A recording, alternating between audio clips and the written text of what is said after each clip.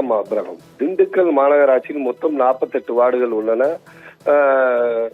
இதில் 2 லட்சத்துக்கும் மேற்பட்ட மக்கள் வசித்து வருகின்றனர். திண்டுக்கல் மாநகராட்சியில் கடந்த 2015-16 18-19 வரை திண்டுக்கல் தணிக்கை துறை இயக்குனர் தலைமையில் தணிக்கையானது தொடர்ந்து நடைபெற்றுள்ளது. இந்த தணிக்கையில் கணக்குகள் அனைத்தும் தணிக்கை செய்யப்பட்டுள்ளது.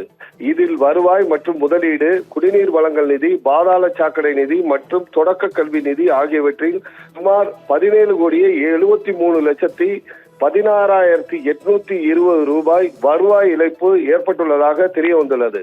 இதில் அப்போதைய மாநகராட்சி ஆணையராக இருந்த மனோகர் மற்றும் மாநகராட்சி துணை வருவாய் அலுவலர் சாரங்க சரவணன் ஆகியோர் திண்டுக்கல் மாநகராட்சி வார்டு 1 முதல் 12 வரை சொத்து வரியில் முறைகேட்டில் சுமார் 18,272 ரூபாய் முறைகேடு நடந்துள்ளதாகவும் தெரிய வருகிறது. அதேபோல் சென்னையை சேர்ந்த தனியார் நிறுவனமான சுசி இண்டஸ்ட்ரீஸ் மூலம் திண்டுக்கல் மாநகராட்சிக்கு 137 குப்பை தொட்டிகள் வாங்கப்பட்டுள்ளன. ஒரு தொட்டியின் விலை 19,834 ரூபாய் உள்ள மதிப்புள்ள தொட்டியை சுமார் 37,750 ரூபாய்க்கு உயர்த்தி வாங்கியுள்ளதாகவும் வழக்கு பதிவு செய்யப்பட்டுள்ளது.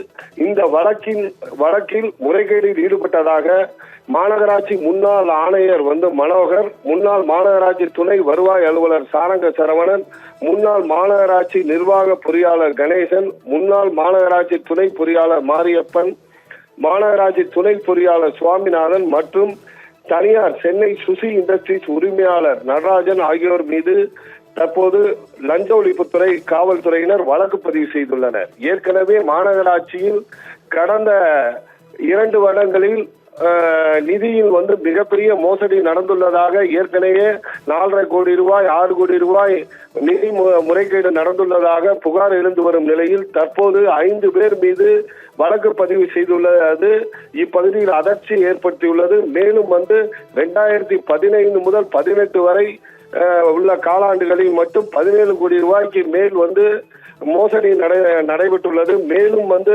இதில் பல பேர் சிக்குவார்களா, அதே போல் அரசு அதிகாரிகள் சிக்குவார்களா என மாநகராட்சி அதிகாரிகள் மத்தியில் அதிர்ச்சியையும் அதே போல் அச்சத்தையும் ஏற்படுத்தியுள்ளது. தற்போது மாநகராட்சியில் ஊழல் நடந்துள்ளது, தொடர்கதை ஆகியுள்ளது என இப்பகுதி மக்களிடம் பேசும் பொருளாக உள்ளது.